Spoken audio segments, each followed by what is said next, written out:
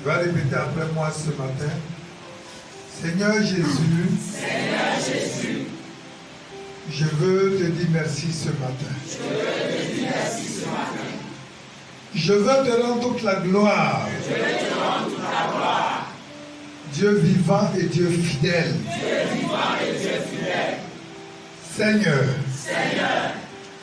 ce matin, me voici encore en tes mains. Toi qui détiens mon souffle de vie. Toi qui m'as fait la grâce de voir ce jour. Merveilleux et glorieux. Je veux te dire merci. Bénis ton Saint-Nom. Reconnais ta fidélité. Et ton amour. Manifesté à la croix pour ma vie. Ce matin, me voici en tes mains. Seigneur, je veux être un canal pour l'avancement de ton œuvre. C'est pourquoi je refuse d'être une synagogue de Satan. Je refuse d'être une synagogue de Satan. Je refuse d'être un canal que le monde des ténèbres va utiliser. Détruire ton œuvre. Je refuse d'être un canal dans les mains du malin. Il détruit ma vie et celle de ma famille. Au nom de Jésus, ce matin, je refoule tout esprit maléfique qui contrôle ma vie, et je les renvoie dans les lieux arides. Au nom de Jésus, Seigneur, ce matin, je crie encore à toi pour ma famille. Je crie à toi pour l'Église. Je crie à toi pour ma nation, la Côte d'Ivoire. Parce que toi seul as le dernier mot pour cette nation. C'est pourquoi, gloire et gloire, manifeste sa grâce sur cette nation. Manifeste ton amour dans le cœur de nos dirigeants, dans le cœur de tous les Ivoiriens, afin de nous aimer les uns les autres et de nous pardonner mutuellement pour la gloire de ton nom, pour la gloire de ton ton nom. Jésus, je suis un canal dans tes mains pour l'avancement de ton œuvre. C'est pourquoi, remplis-moi. Saint-Esprit, me voici. J'ai besoin de toi. Saint-Esprit, j'ai besoin de toi dans ma marche avec toi. Saint-Esprit, j'ai besoin de toi pour me guider. Saint-Esprit, j'ai besoin de toi pour me fortifier. Au nom de Jésus. Saint-Esprit, me voici. Je vais être un canal dans tes mains. Au nom de Jésus. Cette fin d'année, je verrai cette fin d'année. Je verrai cette fin d'année. Et ce que le Seigneur a prévu pour moi, je verrai de mes propres yeux. Au nom de Jésus. Tout projet de mort, planifié contre ma vie, contre ma maison, soit refoulé. Au nom de Jésus. Je me lève et j'anéantis tout projet du malin, toute la rigueur des ténèbres sur ma vie, soit refoulé, annulé. Au nom de Jésus. Toute langue qui se lève et qui complote contre moi se taise à jamais. Au nom de Jésus. Tous les agents du diable, tapis de l'ombre, qui vont approcher contre nos vies, que nos œuvres soient dévoilées et annulées. Au nom de Jésus. Je me lève et je lis les esprits malins qui contrôlent ma famille. Au nom de Jésus. Au nom de Jésus. Au nom de Jésus. Au nom de Jésus. Je renverse les hôtels maléfiques. Je renverse les hôtels de famille. Au nom de Jésus. Les hôtels de famille qui crient contre ma vie. Je les renverse. Au nom de Jésus. Merci Seigneur. Merci Seigneur. Merci Seigneur. On est dans cette position. Oh, qui nous machin. Oh, qui nous chacun.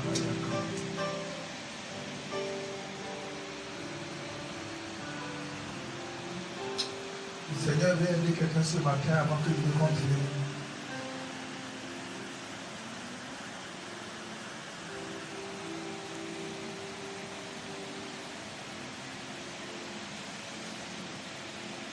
Le Seigneur veut libérer quelqu'un d'un lien de famille, un lien maléfique, un programme du monde des ténèbres pour la vie d'une personne. Le dit le Seigneur ce matin.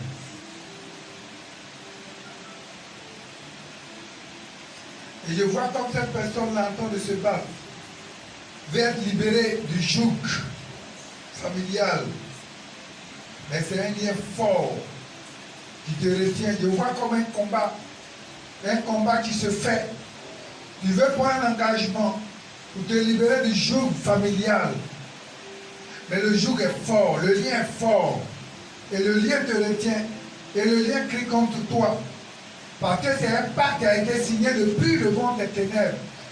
C'est un pacte qui a été signé par des ancêtres. C'est un pacte qui a été signé pour que le monde des ténèbres contrôle la famille par les alliances sataniques et maléfiques. Mais ce matin, si le Seigneur t'a fait la grâce de fouler le seuil du temple la grâce, c'est parce qu'il veut t'accorder la grâce ce matin. Il veut t'accorder la grâce ce matin. Il veut t'accorder la grâce ce matin. C'est pas pendant que je parle, c'est la main du Seigneur qui va te toucher. C'est la main du Seigneur qui va t'accorder la délivrance. Ce n'est pas ma personne. Ce n'est pas forcément que je viens te toucher, non. Mais c'est le Seigneur qui est à l'œuvre. Qui est à l'œuvre. Parce que le pacte qui a été fait, que le Seigneur demande, c'est un pacte qui est lié à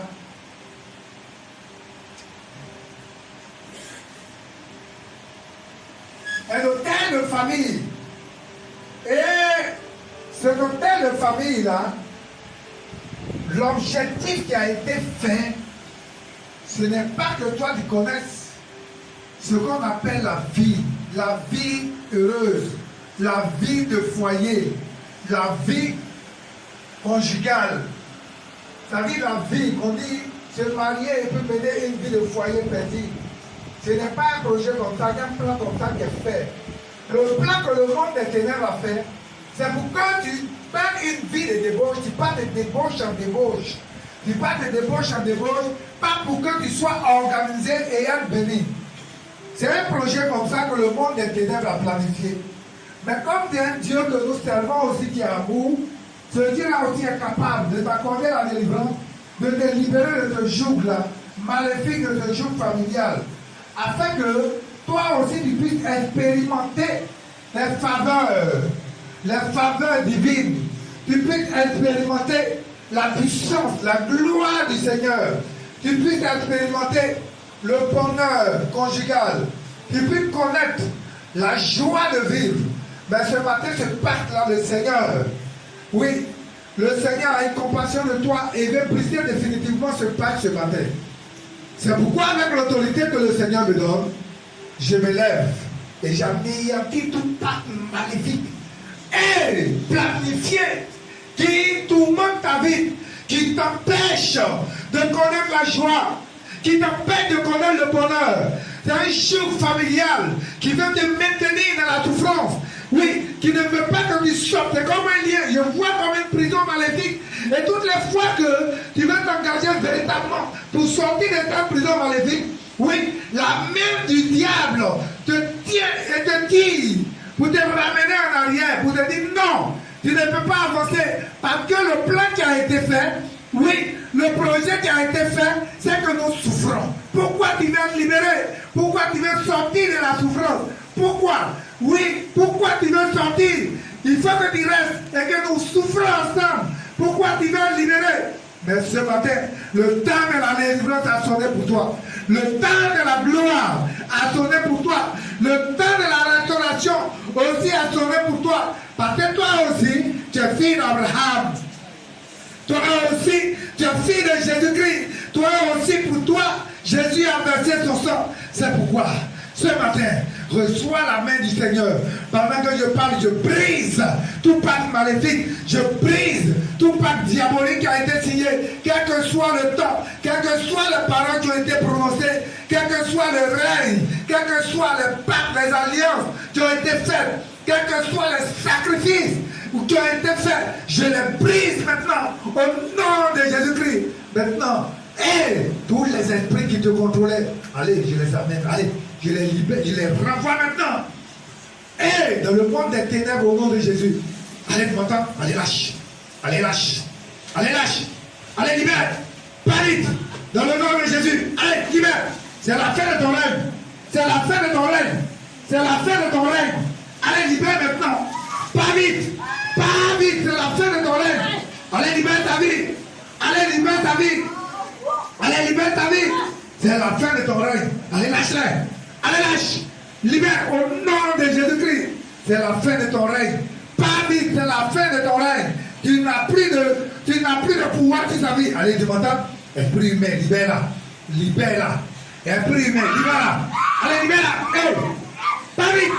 Pour ton cri de défaite, c'est la fin de ton règne. Pour ton cri de défaite, c'est la fin de ton règne. Pour ton cri de défaite, c'est la fin de ton règne. Allez, libère-la rapidement.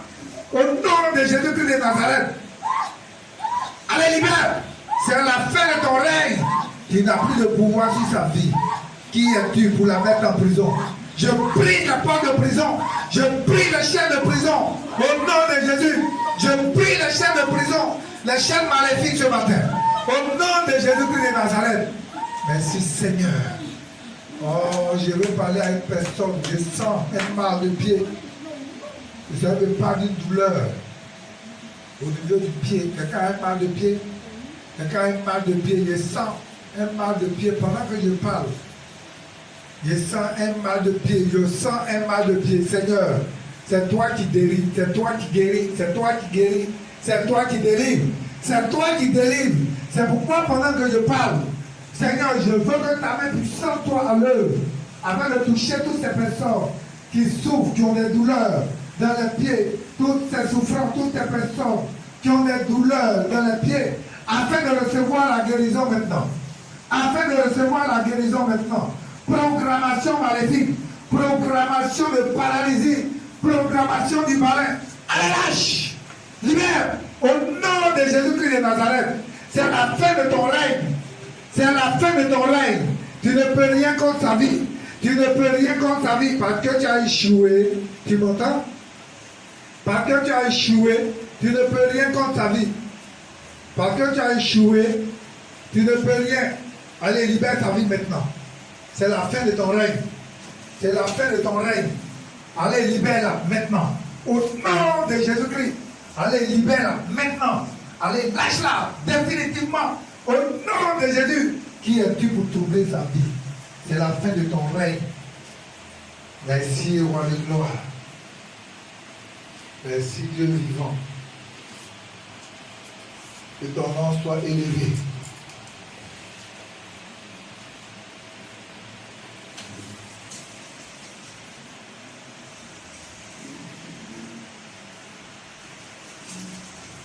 Je veux refouler tout programme d'agression, toute programmation d'agression, tout ce que le monde des ténèbres va planifier depuis Pâques. Vous voyez Pâques?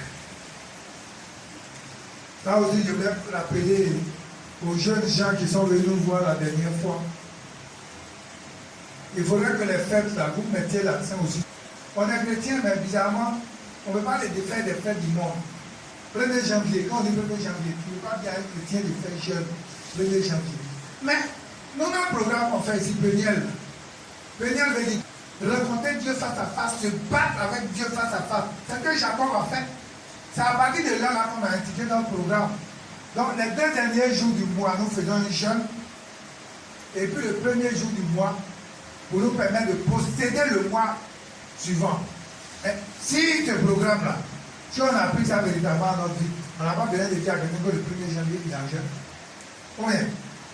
Ça veut dire que si tu as fait décembre, 30 et 31 décembre, tu as fait jeûne.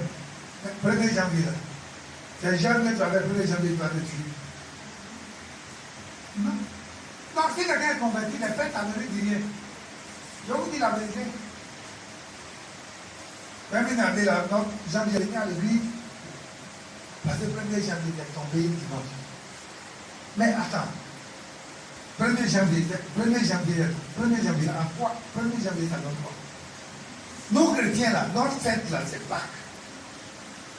C'est Pâques. Christ a été ressuscité. Moi, je dis toujours aux gens, anniversaire. Bon, c'est des choses, ça arrive. Quand ça arrive, on dit c'est anniversaire. Sinon, le vrai anniversaire de quelqu'un, là, moi, je dis toujours, c'est le jour où tu as été converti. C'est le jour de ton anniversaire qui est là. Par exemple, le jour là que tu es né pour la 2e fois.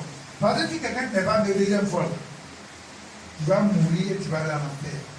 Mais si quelqu'un est né 2 fois, tu vas mourir une seule fois, tu ne vas pas mourir une 2e fois. Tu ne vas pas connaître la 2e fois. Parce que tu es converti. Vous comprenez? C'est de ça qu'il est question. Donc, les fêtes chrétiennes, là, nous devons faire l'effort pour pouvoir faire ces fêtes chrétiennes. Donc, rouler les tours ou les vendre, proposer aux gens. Moi, je sais que les gens vont payer. Les parents, quand vous allez proposer, vous allez voir. Les parents, là, ils ne vont plus payer beaucoup en janvier.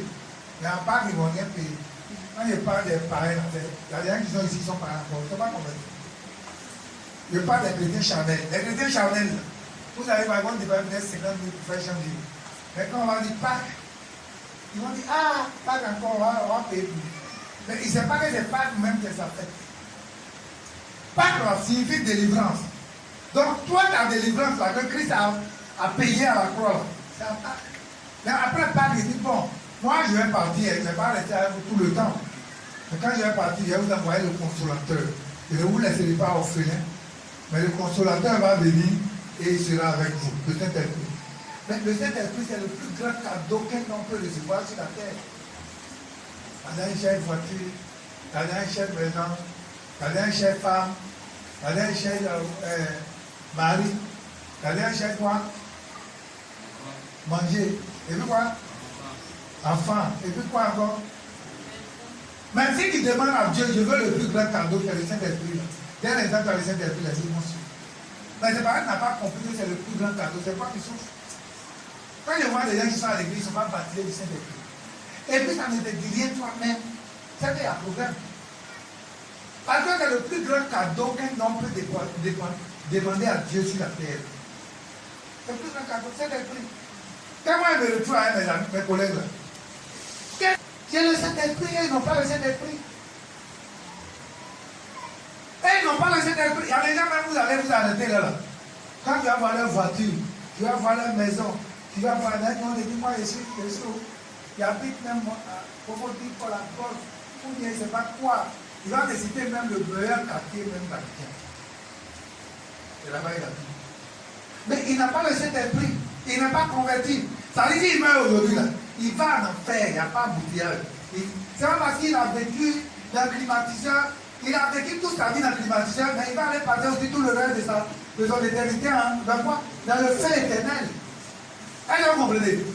Donc, toi, je vais passer, il y a des gens qui n'ont pas m'attraper, moi-même, Chaleur va me tuer. Oui, Chaleur n'a pas te tuer, mais au moins, demain, tu seras dans la climatisation éternelle. Dis-moi Amen. Et puis tu ne vas même pas rester dans la chaleur tout le temps. Dieu va ouvrir les portes bientôt. Tu vas dormir dans le climatiseur. Donc vous comprenez, le plus grand cadeau qu'un homme peut avoir, c'est le Saint-Esprit de Dieu. Que le monde n'a pas. Si le monde n'a pas ça, le monde ne le connaît même pas.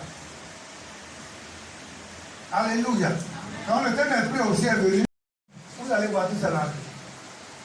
L'amour, la joie, la paix, la patience, la bonté, la bénignité,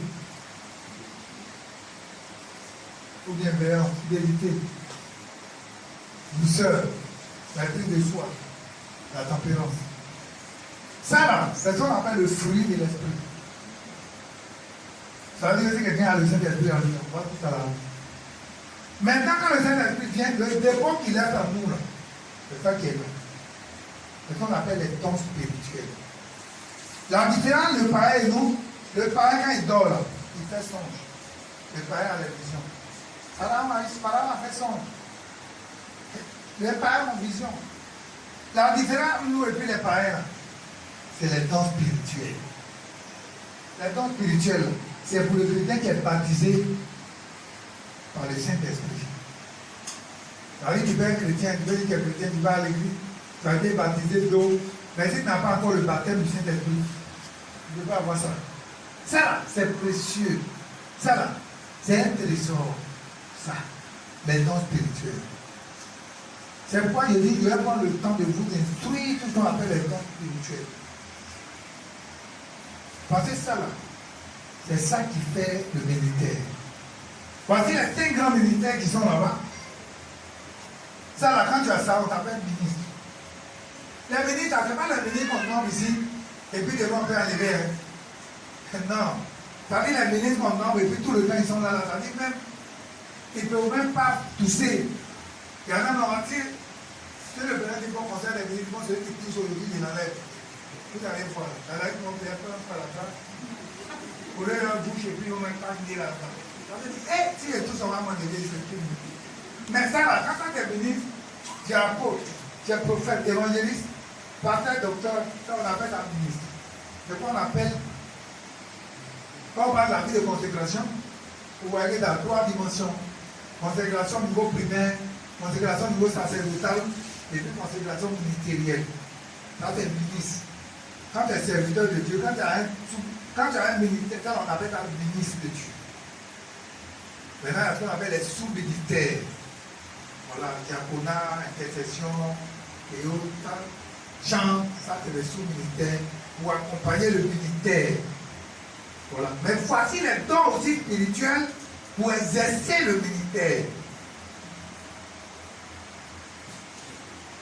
Alléluia. Donc il est important, nous en tant qu'enfants de Dieu, pas les chrétiens, dans les chrétiens même là, ils ne savent même pas où quand on dit don spirituel, ils ne savent même pas ce que c'est. Il faut savoir où ça, il faut savoir où tu as écrit ça là. 1 Corinthiens 12. Quand tu vas lire là-bas, tu vas voir que tous les dons sont là. 4, 5, verset 22 aussi, c'est là-bas on parle du fruit de l'esprit. Ça aussi, il faut connaître. Éphésiens 4, verset 11, c'est là-bas aussi on parle des militaires. C'est pourquoi de la chose j'ai mis ici, parce que un chrétien, si tu ne connais pas ça, il faut aller au village. Et là, là-bas, c'est les choses de la chair. Ça dit que quelqu'un qui est chrétien, il est au milieu, il fait là, Akpani. Comment c'est Akpani là? Akpani, je souris, Akpani là-dedans, et puis.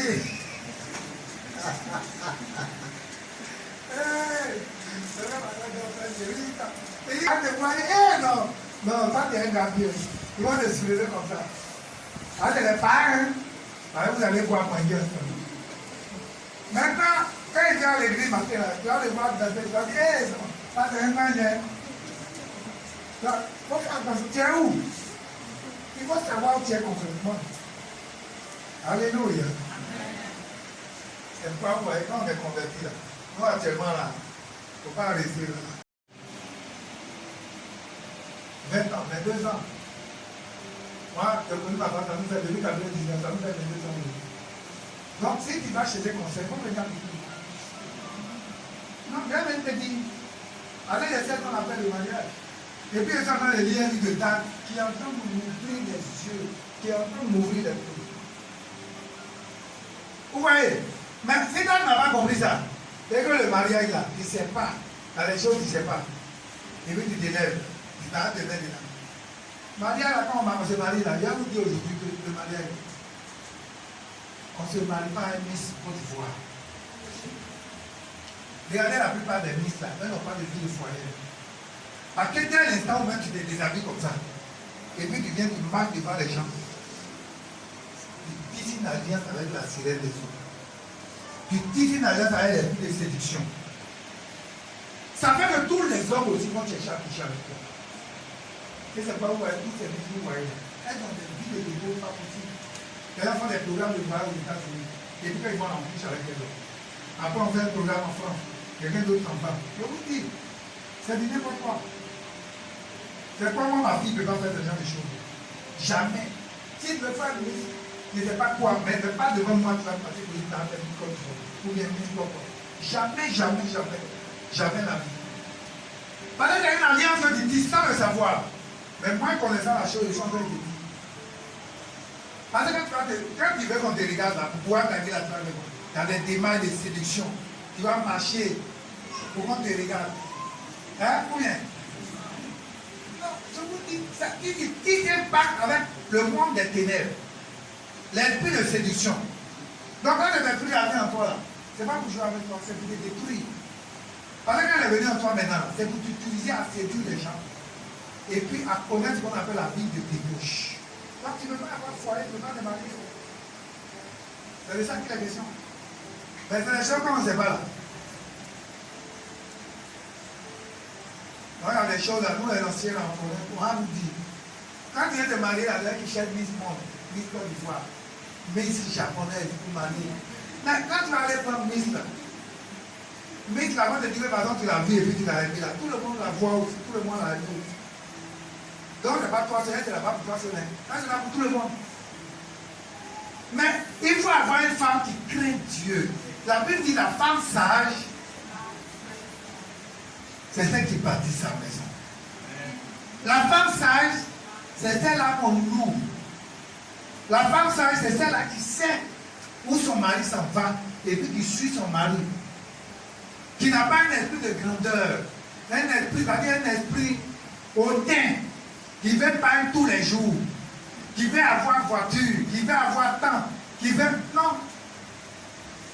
Une femme qui peut accompagner un homme dans le ministère, on va aller voir la main dans les comme ça. Il faut que ce soit une femme qui est disposée pour dire, moi là, c'est la vie de sacrifice. Quand on dit femme de pasteur, c'est sacrifice. C'est pas amusement, hein. Il n'y a pas une histoire de on va payer 10 offrandes. Non, mon mari est pasteur, on va payer 10, on va payer offrandes. Donc nous là, on va manger 10, on va manger offrandes. Manger 10 offrandes, il y a plein dedans. 10 offrandes. Donc ça vous dit que quand on dit la vie de foyer là, c'est pas amusement. Surtout à un niveau, une autre dimension, quand on dit on est pasteur, ou on dit la maison là, c'est pas un mariage simple, mais c'est un mariage pastoral. Ça dit, monsieur est pasteur. Ou bien c'est maman qui est pasteur, maman qui a appelé autre. Et puis ton mari aussi va jouer un rôle à côté pour aider. C'est pas de l'amusement. Ça veut dire que si tu as des serments de Dieu que tu as été tombé dans les mains d'un païen, ton ministère a été, on ne parle plus de ça. Si toi on dit quelle que soit l'onction que Dieu t'a donnée, tu t'as démarré à une Jézabel. Ça n'est pas Élisée, elle dit dedans, il dit l'esprit quoi? L'esprit Cléopâtre. Quand il dit Cléopâtre, ça dit c'est l'esprit de Cobra ou bien quoi, dragon. Vous voyez, il doit être comme ça, elle dit tu me connais bien. C'est ça. Cet esprit-là, c'est un esprit qui se lève. Où est l'esprit? Il tombe à son nom. Il se lève comme ça et puis, voilà. Cobra, c'est ça. Il dit quand cet esprit-là, quand cet esprit-là se lève comme ça, vous connaissez ça là, non? Hein? Vous ne connaissez pas ça? Quand la dernière fois Patrick a posé une question, la réponse est donnée, après il n'était pas là. Quand le esprit a des gens comme ça, là, on ne peut pas divorcer. Donc tu fais quoi? Tu t'en vas au marché, tu pleures une prochaine. Et puis tu t'en fais les petites fleurs. Il n'y a pas d'autre solution. Quand tu divorces là, ça dit que tu as fermé la route du paradis.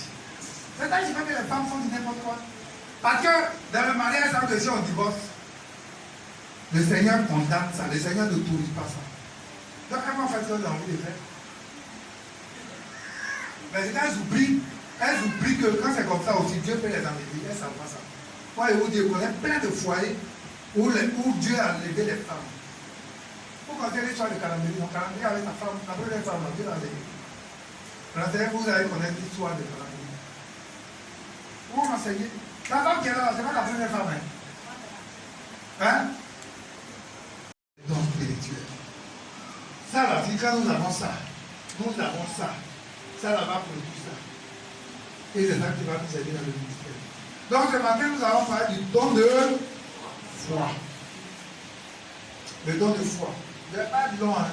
C'est un message simple que je vais donner sur. Je vais 3 personnes. Il y a 3 personnes ici. Aïe.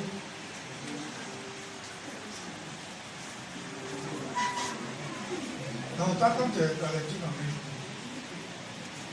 Voilà. Regardez.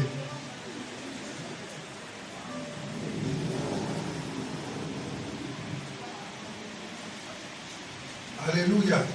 Vous la voyez, non? Vous avez arrêté ton temps jusqu'à Dieu finir mon message. Dieu est prêt pour la mort. Mais pourquoi vous riez? Moi-même, je ne suis pas arrêté ici. Moi, il y a 50 ans, je suis arrêté ici. Il y a pas des enfants de 20 ans, ils sont arrêtés et puis il faut prier. Attends. Moi, il y a 50 ans, ou bien? Donc, moi, il y a 50 ans, je suis arrêté ici. Là. Vous pensez que c'est la... Je vais vous expliquer. Si vous avez compris l'image que je vais utiliser, vous allez voir que ça sera plus simple. Ceux qui vont prendre note, mais je veux que ça soit plus facile. Donc, la foi, si je prends de façon générale, la foi, c'est l'assurance. On a de posséder quelque chose. Ceux qui prennent note, vous pouvez noter là simplement comme ça. Donc, la foi, de façon générale, c'est l'assurance qu'on a de posséder quelque chose qui n'est même pas encore à notre portée réellement. Donc, c'est l'assurance qu'on a de posséder quelque chose.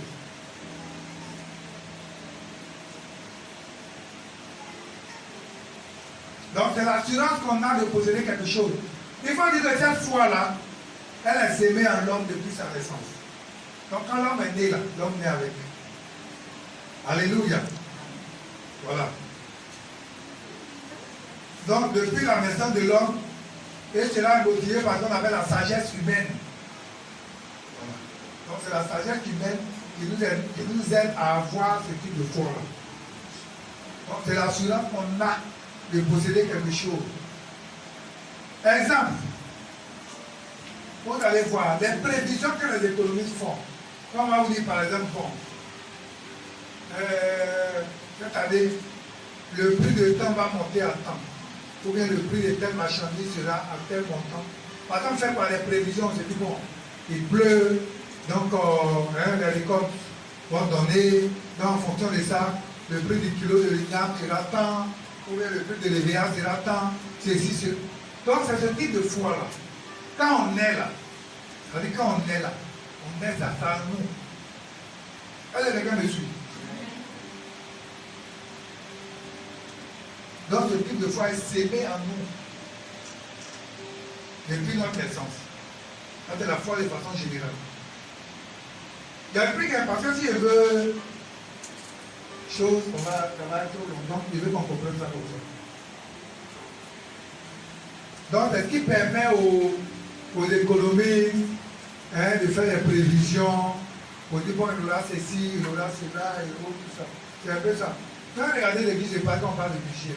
Les prévisions qu'on fait, on dit bon, l'année prochaine, on aura tel budget pour la construction des écoles. Il y aura tel budget pour tel montant pour les ponts, tel montant pour ceci, tel montant pour cela. C'est qu'on fait et puis on dit bon, on fait un budget là. Ça va partir de ça. C'est les prévisions. C'est pas parce que l'argent est là comme ça et puis on fait prévision. On fait les prévisions, on dit on aura ça. Le port, par exemple, va pouvoir apporter tant. L'aéroport va pouvoir apporter tant. Bon, tel domaine va pouvoir apporter tant. Donc on fait les prévisions. Donc c'est la foi qui nous amène à faire ça. La foi de façon générale. On est d'accord? On peut continuer? Hein?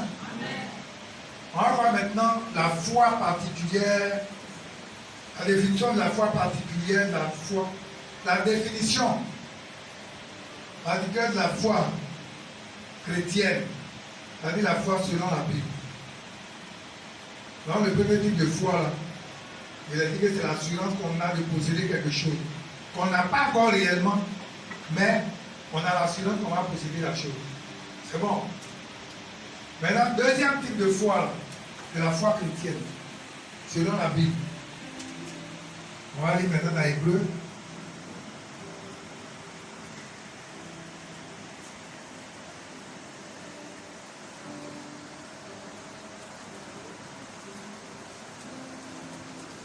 Hébreu 11. Or, la foi est une ferme assurance des choses qu'on espère et une démonstration de celles qu'on ne voit pas. Une ferme assurance des choses qu'on espère et une démonstration de celles qu'on ne voit pas. Ça veut dire que ici, la Bible nous dit quoi? La foi est une assurance des choses qu'on espère et une démonstration de ce qu'on ne voit pas. Donc on n'a pas encore vu, mais on espère qu'on va avoir la chose. Par quoi? Par Jésus-Christ. Ça veut dire de l'autre côté, là, c'est les prévisions qu'on fait. Mais ici, là, ce n'est pas les prévisions qu'on fait. Mais c'est une ferme assurance des choses qu'on espère. Ça veut dire que j'espère qu'il va y avoir telle chose. À quoi le voit? Parce qu'il me dit que Jésus va me donner. Est-ce qu'on comprend la différence? Donc, le premier type de foi, là, c'est les prévisions, les spéculations qu'on fait. Mais ici, c'est à partir de la Bible. Je me dis que je vais avoir telle chose parce que j'ai vu déjà dans la Bible qu'il y a des gens qui ont eu ça. Est-ce que quelqu'un me suit? Donc, c'est l'assurance que le Seigneur va me donner en Jésus-Christ. Donc, ici, l'assurance que j'ai là, c'est que Jésus va me donner. Donc, l'assurance de posséder quelque chose au nom de Jésus, ce n'est pas fondé sur la sagesse humaine. Non, non. Mais c'est fondé sur la Bible, selon le témoignage de la Bible. La Bible nous dit dans Romains 10, verset 17 que la foi vient de ce qu'on entend. Et ce qu'on entend vient de la parole de Christ. Donc la parole de Christ, là, la Bible, quand je médite la Bible, je sais que il y a Sarah qui était stérile. Et puis elle a prié, Dieu lui a accordé un enfant. Abraham a prié, Dieu lui a accordé un enfant. Donc par la foi chrétienne, là, ma foi me dit que façon Jésus a donné pour Abraham, là, ça veut dire que Sarah a eu Isaac, moi aussi je crois que moi aussi je vais avoir mon Isaac. Allez, quelqu'un me suit. Je vais avoir l'argent. Et je prie, je sais que Dieu a donné la richesse à Salomon. Donc en m'appuyant sur cet exemple-là, sur des témoignages, Et c'est ce que Dieu va faire aussi pour moi. Donc cette assurance que j'ai là, la foi chrétienne, c'est la ferme assurance. Ça veut dire la ferme assurance des choses qu'on espère. J'espère avoir les choses. Mais comme je vois que dans la Bible, déjà il y a des gens à qui Jésus a accordé, donc je crois aussi que Jésus va le faire pour moi. Voilà le deuxième type de foi. Ça, c'est la foi chrétienne. Donc, le deuxième exemple, c'est ça, la foi chrétienne. À partir de la Bible, à partir de ce que je vois dans la Bible, je suis malade, je vais être guéri, et puis je vois que dans la Bible, il y a des gens qui étaient malades, et puis Jésus les a guéris. Donc, moi aussi, je crois. Et moi aussi, je suis guéri. Ça, c'est la foi chrétienne. Est-ce qu'on est d'accord? Est-ce qu'on peut avancer?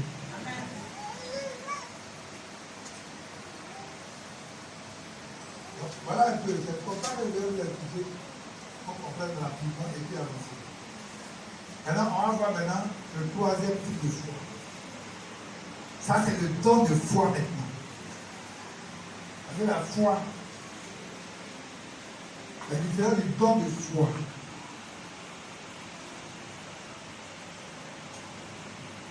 Donc, on va voir maintenant le troisième type. C'est le don de foi. C'est bon? Merci Seigneur. Donc ici, ce qu'il faut noter ici, c'est que le don de foi là, c'est réservé uniquement aux chrétiens baptisés du Saint-Esprit. Ici là, les païens ont ça, tout le monde a ça. La foi générale, les païens ont ça. Ici, le chrétien, ben les baptisés Saint-Esprit ou pas, quelqu'un qui a donné sa vie au Seigneur, ou bien il commence à méditer la parole de Dieu, il découvre qu'il y a eu des guérisons, il y a eu des naissances, il y a eu ceci, il y a eu cela. Il a cette foi, la foi basée dans la Bible. Mais ici, le don de foi, c'est réservé seulement aux chrétiens baptisés du Saint-Esprit. On me comprend? Donc, on va prendre la définition. Donc, il a dit que c'est réservé seulement aux chrétiens baptisés du Saint-Esprit. Donc, toutes les procédures où on va faire des prévisions, où on va dire, bon, on a vu tant, choses, comme l'a dit, il y a déjà les témoignages basés dans la Bible, tout ça. C'est pas, on n'a pas besoin de sa force. Donc, ne sont pas observés nécessairement. Ça dit les prévisions, les méthodes empiriques, ou bien les témoignages tirés de la Bible, ne sont pas nécessaires, ne sont pas observés nécessairement. Voilà. Mais ici, il s'agit de la capacité surnaturelle. C'est la capacité surnaturelle que Dieu le Saint-Esprit accorde aux chrétiens baptisés du Saint-Esprit, je précise bien. Donc la capacité surnaturelle que Dieu le Saint-Esprit accorde aux chrétiens baptisés du Saint-Esprit.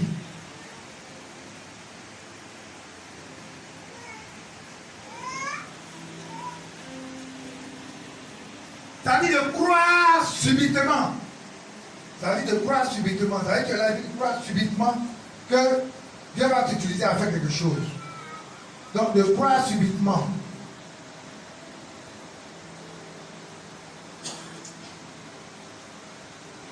Donc de croire subitement. Ça veut dire que la chose vient de façon sporadique. Ce n'est pas là tout le temps, mais de façon sporadique. Donc de croire subitement, par exemple de façon sporadique, à la réalisation de quelque chose. Donc à la réalisation de quelque chose. À la réalisation de quelque chose, sans même se préoccuper de quoi que ce soit en termes de conditions préalables à remplir. Sans même se soucier de quoi que ce soit en termes de conditions préalables à remplir. Ça veut dire quoi de façon simple? C'est bon? Combien il y a le plan? Donc la capacité surnaturelle que Dieu le Saint-Esprit accorde aux chrétiens baptisés du Saint-Esprit de croire subitement. Ça veut dire que tu le chants à la Bible, croire quelque chose. croire subitement, de façon sporadique, de la réalisation de quelque chose, sans même te préoccuper de quoi que ce soit en termes de conditions préalables à remplir. Quoi que ce soit en termes de conditions préalables à remplir.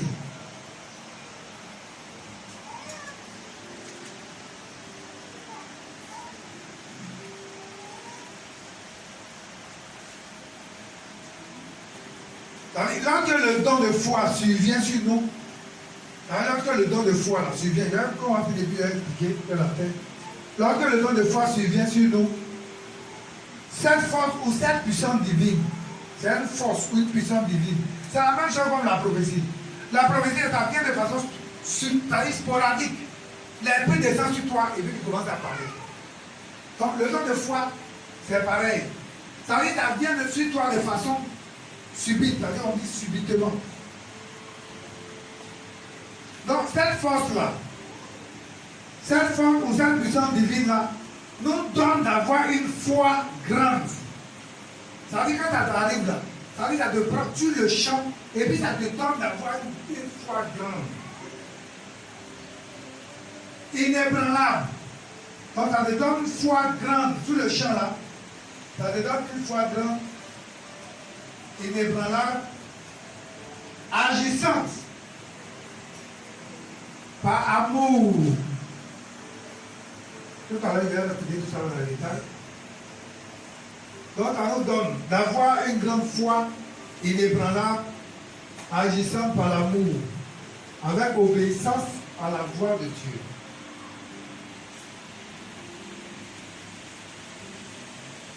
En même temps, dans le nom de Jésus-Christ, pour exécuter un mot d'ordre. Donc, quand ça se passe comme ça, là, c'est dans le nom de Jésus-Christ, et ça te donne d'exécuter un mot d'ordre venant du Seigneur. Moi, j'explique maintenant que la terre. Donc, il disait que le don de foi, ouais, la capacité financière que Dieu le Saint-Esprit accorde aux chrétiens baptisés du Saint-Esprit, je précise bien. Tout est don là, si quelqu'un n'est pas baptisé du Saint-Esprit, il n'a pas ça. Donc, aux chrétiens baptisés du Saint-Esprit, d'exercer quelque chose pour aller ça vient de façon subite. Ça vient de croire subitement. Ça vient de façon sporadique. Ça ne vient pas pour rester sur toi. Ça vient sur le champ. Ça veut dire qu'il y a un temps de passage, un temps de passer, et puis il arrive quelque part et puis Dieu lui donne d'avoir une foi grande. Sur le champ, il va être paralytique. Et puis Dieu lui donne d'avoir une foi grande pour dire, va lui là, il faut prier pour lui sur la guérison. Ça dit, je sois sans la vie.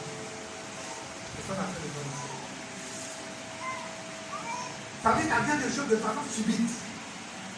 Habituellement, elle peut passer, elle peut faire le paralytique là. Elle peut même faire des personnes, elle peut passer tous les jours. Ça me dit bien. Quand tu rentres, et puis arrivé là, le temps de foi se manifeste. Vous dites aujourd'hui, lui là, plein pour lui va se lever pour marcher. C'est ça qu'on appelle le don de foi. Tu vas ressentir ça en toi. Tu vas entendre la voix du Saint-Esprit te dire, aujourd'hui là, lui là, il faut prier pour lui sur la terre. C'est ce qu'on appelle le don de foi. Tu vas recevoir ça de façon subite. Ça ne veut pas dire tous les jours qui passent, mais ça n'est jamais arrivé. Le seul jour que tu arrives, tu reçois ça pour toi. Aujourd'hui là, il faut prier pour lui. Peut-être que c'est quelqu'un qui est dans la main tous les jours qui lui donne l'argent. Aujourd'hui, Dieu dit aujourd'hui là, tu vas lui donner l'argent. Prie pour lui, il va marcher. C'est ça qu'on appelle le don de foi. Ça arrive de façon subite. Et quand ça arrive comme ça là, ça augmente ta foi devient grande. Ta foi devient agissante. Et puis tu manifestes l'amour en même temps pour la personne, ça t'amène, ça la compassion, ça t'amène à prier pour la personne. Et quand tu vas prier là, le Seigneur va opérer de toi. C'est ce qu'on appelle le don de foi. Tu n'as pas ça tout le temps. C'est pas question que tu as ça, c'est pas fini de problème. On dirait, moi j'ai le don de foi. Voilà, j'ai le don de foi. C'est comme quelqu'un va te dire, moi j'ai le don de prophétie, je vais prophétiser. Bon, non. La prophétie, là, ça vient sur toi de façon programmée. Tu parles. Quand tu dis de parler, c'est dit. Le don de prophétie est différent du ministère prophétique. Le prophète, à tout moment, il peut prophétiser. Le prophète, c'est comme un médecin. Le médecin a certaines formations de médecine. Quand il doit prescrire un médicament, il n'a pas besoin d'aller pour la sécurité de la vie. Il a fait une formation pour ça. Mais un infirmier particulier qui n'a pas la formation de toi, vous allez voir les directeurs en psychologie, c'est qu'à voir tel médicament, on peut associer avec un SSS. C'est la même chose. C'est la prophétie de Jésus. Le don prophétique, le don de prophétie, là, c'est comme un esprit. Maintenant, le prophète, c'est le verset. Pour prophétiser, il a pas de mais le don de prophétie, la personne est aussi un pareil. Quand il paraît, quelqu'un a dit, même deux jours, on a dit, je peux passer par lui. Vous avez compris qu'il y a un combat qui se fait. Le fait qu'un truc va venir dans la vie de la personne, il va faire un combat avec les nouvelles qui sont en fait. Et quand vous allez voir les gens qui sont utilisés, comment on les appelle, ils tombent, ils roulent. C'est ce qui ne va pas parler dans le monde de Dieu. Mais c'est parce qu'il y a un combat d'abord. Que le fait d'exister, de déblayer le terrain chassant les choses de Dieu avant que la chose ne vienne. Donc le temps de prophétie, ce n'est pas quelque chose qu'on a pris le temps. Je précise. Ça vient de façon subite. Donc tu parles et puis subitement, la chose va encore te dire. Aujourd'hui, il a pris. Il va l'appeler du même de prophétie. Donc il faut parler. Alors, ça va être beaucoup subir. Pourquoi ils n'ont pas parlé? C'est beaucoup plus de gens qui ont ils sont là. Tant qu'il n'y a pas plus de recevoir les gens, c'est la zone de tête. Ça veut dire que les gens qui viennent comme ça, go compétit. Donc, quand on dit, dans la cité, on dit, par exemple, il faut une foi grande, il y a besoin, il faut la réunion de ces conditions-là. Quand on dit la foi grande, là, on ne va pas lire tous ces passages-là. On va lire. Matthieu 8. Vous êtes fatigué? Voilà, quoi, Eric dit qu'il n'est pas fatigué. Lui-même qui est le plus âgé parmi eux. Donc, ce n'est pas les plus jeunes qui vont se dire le plus peur. Je ne vais pas encore finir d'expliquer, donc ils n'ont qu'à faire la vérité encore. Matthieu 8, verset 10.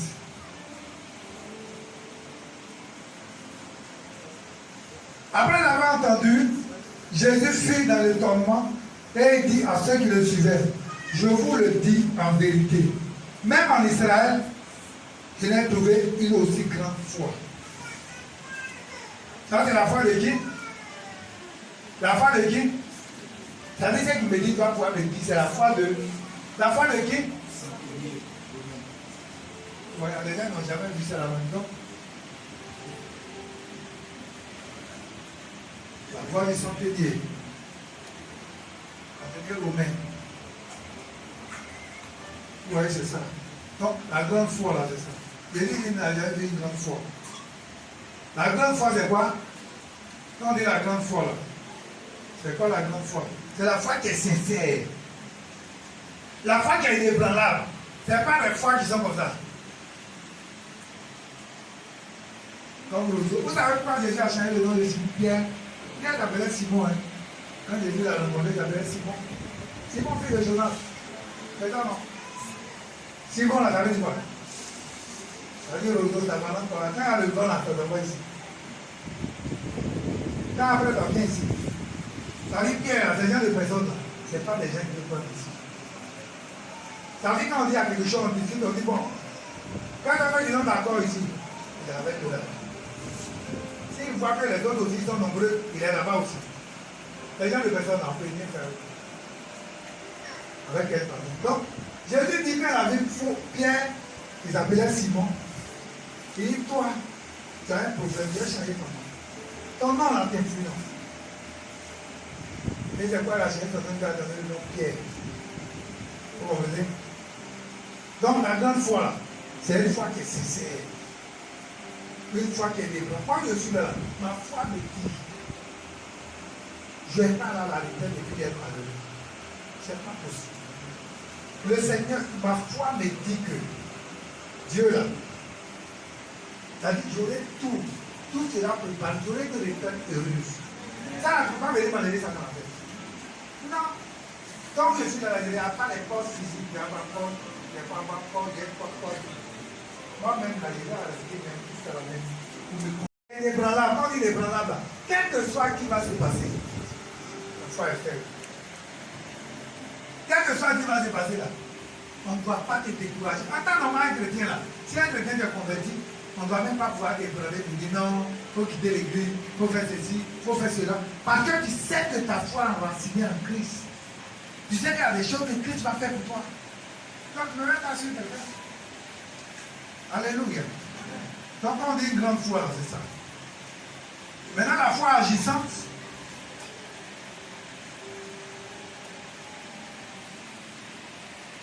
C'est la foi qui produit des œuvres. Jacques 2, verset 17. Cette foi qui produit les œuvres là, c'est ça qu'on appelle la foi agissante. Alors, ils ont la foi, mais on ne voit jamais cette foi là. C'est une foi morte. C'est une foi qui est morte. Donc, la foi qui ne produit pas les œuvres là, elle a une foi morte en elle-même. Jacques 2, verset 17. Donc, la foi doit produire des œuvres. Donc, la foi agissante là, ça va produire des œuvres. Alléluia. Et puis le dernier point. Il faut une foi avec obéissance à la voix de Dieu. Ah, c'est ça là, c'est ça qui est le problème. Quand une fois obéissance sort dedans là, on a des plus conséquents. Une foi avec obéissance à la voix de Dieu. Vous voyez non? Tout à l'heure, ce que j'ai expliqué là. Eric part toujours ici. Et puis Eric part depuis Dieu dit aujourd'hui, lui il a pris. Vous voyez non? C'est quoi? Sa foi là. Ça va être une foi obéissante à la voix de Dieu.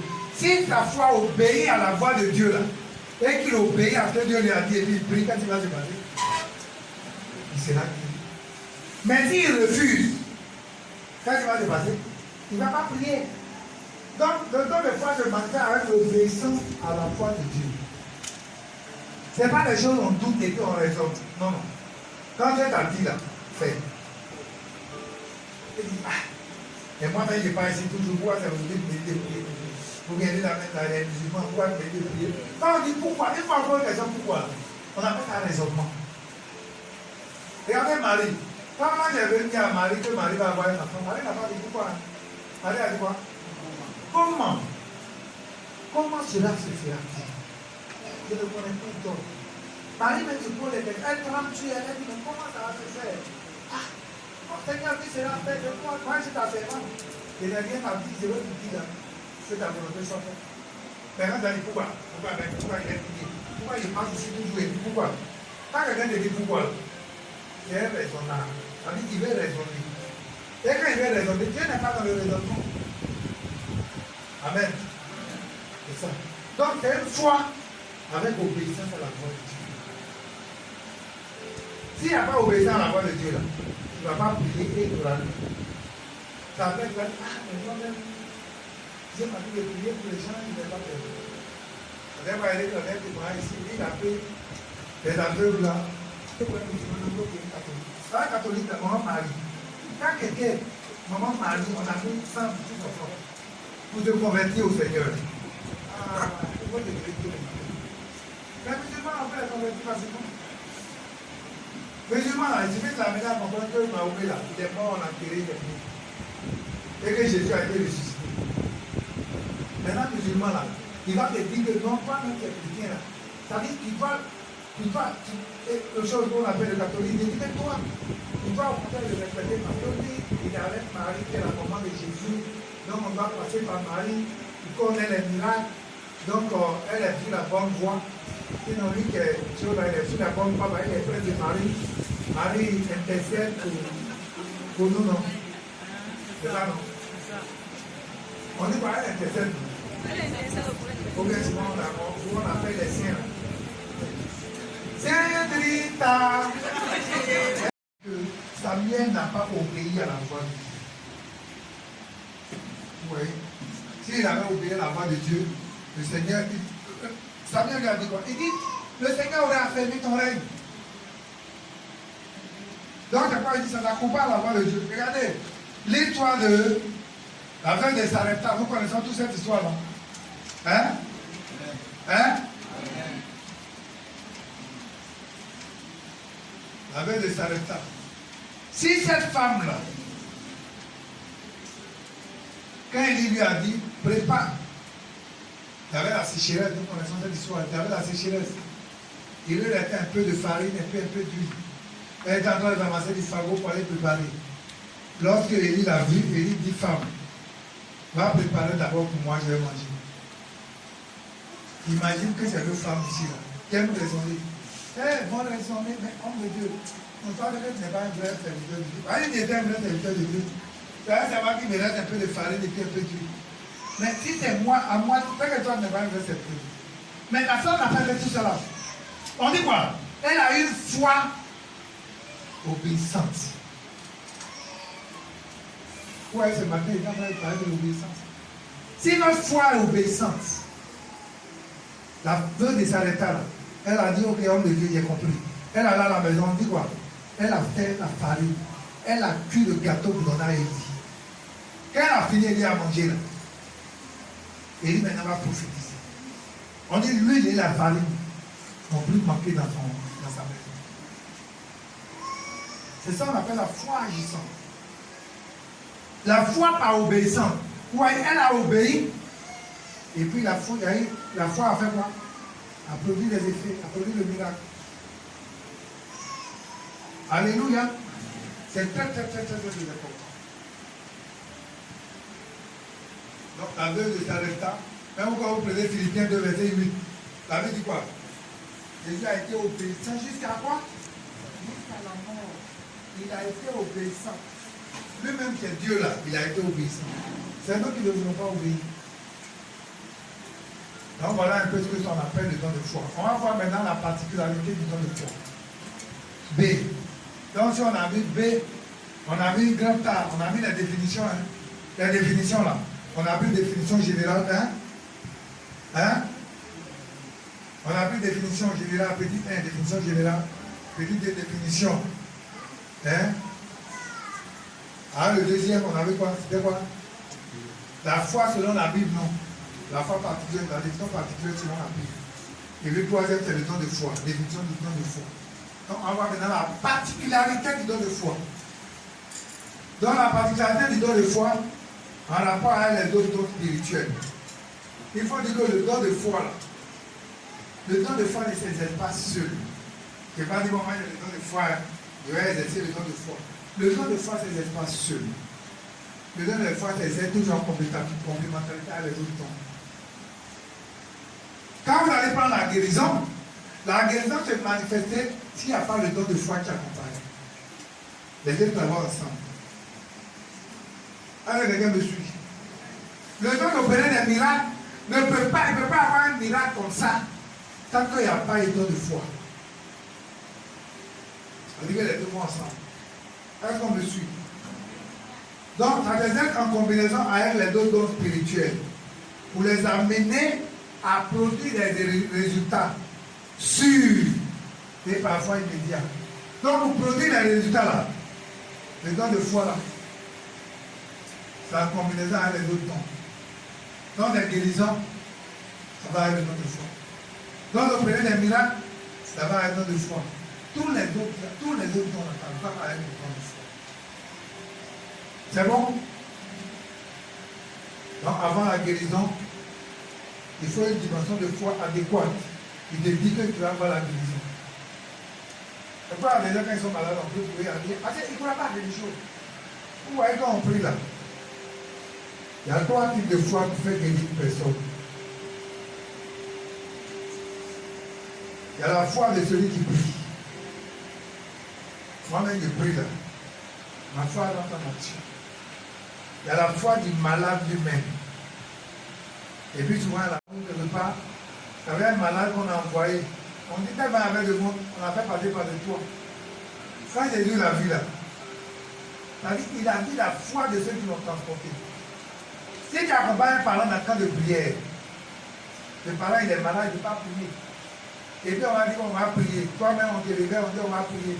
Et puis tu dis, ah, la prière, non, vraiment, je suis fatigué. Quelqu'un malade même depuis là, il est là, on est fatigué. Ça là, il n'est pas en train d'aider la personne. Ça veut dire que toi-même tu dois te lever, tu es chaud. Quand le malade même te voit comme ça, il croit qu'il s'est guéri, il n'est pas guéri. Mais si toi quand on va prier, tu dis, ah. Donc toi-même tu accompagnes le malade là, ta foi agit. Le malade aussi, la foi agit.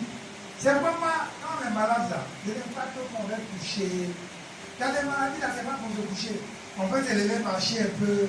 Mais une fois la maladie là, si tu es malade et puis tu veux rester couché, même pas ici toi, ça veut dire que tu ne vous vois pas. Quand tu ne sais pas de vous voir, et puis tu es couché, tu ne vas mettre pas ici toi. Ça va avec la maladie. Maintenant, quand tu es levé, marcher un peu, aller un peu, revenir, tu vas voir que les choses vont commencer à mieux. Donc, quand on est malade là, il y a la foi du malade qui compte. Si le malade même ne manifeste pas sa foi, ça veut dire que soit le type de prière qu'on va adresser dans la vie. Il faut que le malade même là, manifeste lui-même sa foi d'abord. Donc, les trois personnes là, leur foi compte. Celui qui prie aussi là. Il ne faut pas prier et puis il dit, bon, moi-même, les cas comme ça, j'ai prié la dernière fois, il y en a qui sont morts. Non. Tu vas tuer la personne. Il faut croire. Regardez les médecins, je vais vous dire quelque chose. Quand les médecins à l'hôpital font ordonnance, vous pensez que quoi? Souvent même, c'est que le gars ne va pas vivre. Et puis, tu te donnes des médicaments, même, tu vois, les médicaments, mais ils sont produits sur le marché. Évidemment, tu te promènes de pharmacie en pharmacie. Et puis, souvent, on t'appelle pour dire, yo, il faut venir, c'est bon. Lui-même, là, c'est que le gars ne va pas vivre. Mais il ne peut pas te dire, mon ami, ton malade ne va pas vivre, il faut le prendre par le bout. Non, il va te dire ça. Il ne te dit pas ça. Donc, moi aussi, c'est le temps de Dieu là. Mais il va aller prier. Et puis, le Seigneur te donne un message même pour dire la personne là va mourir. Toi, ce que tu dois faire, il faut tout faire pour que la personne là puisse passer par la repentance. Tu voudras gagner le combat. Il faut l'amener à te repentir. Et comme on ne sait pas comment on va mourir, pourquoi quand on vient se donner au Seigneur? La dernière, par exemple, tu dis avant de mourir, le gars a mis un peu parler. Il va te repentir. Vous voyez, c'est pendant qu'il a encore temps, c'est pendant qu'on a envie là, il faut se donner au Seigneur. Alors qu'il a dit, bon, moi je vais vivre quand je serai fatigué, je vais venir avec Jésus. Mais est-ce que tu sais quand tu seras fatigué là, peut-être que tu seras muet, tu ne peux plus parler. Et puis tu ne peux plus maintenant confesser ce que tu as fait et repentir pour que le Seigneur comprenne de toi. Toi là, on a fait pour ce jour-là. Alléluia. Donc, particularité du don de foi, ça c'est le petit 1. Particularité, petit 2, particularité du don de foi en rapport avec l'obéissance à la foi de Dieu. C'est ce que j'ai dit tout à l'heure. Vous savez, la Bible dit que Jésus est celui qui donne la foi et puis est celui qui consomme la foi. C'est ça, non? Dans Hébreu 12, verset 2, on dit qu'il est le donateur et le consommateur de la foi. Donc nous devons être sensibles à la voix du Seigneur, à la voix du Saint-Esprit, être obéissant. Si on n'est pas sensible à la voix du Saint-Esprit, le don de foi, là, ça va venir sur toi de façon subite. Tu vas voir que peut-être quelque chose, tu vois tout le temps. Et puis un matin, c'est ça qu'on appelle le don de foi. Si tu n'as pas été obéissant là, pour prier, il n'aura rien. Mais si tu as été obéissant, c'est que depuis le Seigneur va faire. Donc l'obéissance là, ça compte beaucoup pour avoir le miracle opéré. Alléluia. Alléluia. Alléluia. Est-ce qu'il y a expliqué avec la même de ça et ça? Non, les trois comparés de Daniel. Les trois comparés de Daniel, on dit, bon, voilà la statue. Tout le monde va adorer ça. Celui qui n'adore pas la mort de Dieu. Imagine ici, là, si tu arrives ici et tu dis, bon. Les gens arrivent ici avec fusil tout de suite, on dit, bon. On va voir ce qui est chrétien. On va tuer tous les chrétiens. On va se mettre. Vous allez voir. Vous allez parler dans une église quelque part dans un pays là. On dit les gens sont arrivés un matin. Il y a des fusils. C'est des soldats. Ils sont en mission dans la ville. Donc ils veulent chercher une église publique. Donc quand ils ne veulent pas aller crier à des hypocrites. Ils ne veulent pas aller crier à des faux frères. Ils ne veulent pas aller prier à des païens. Il ne veut pas le retrouver à les chrétiens charnels. Donc, quand ils ont fait, ils disent, bon, on va faire un test pour voir si l'église a des preuves. Et puis, il y a le matin que souvent les gens mettent des portables dans les paniers là. Ils disent, on va vous tuer. Tant que vous ne renoncez pas à votre Dieu là, on va vous tuer.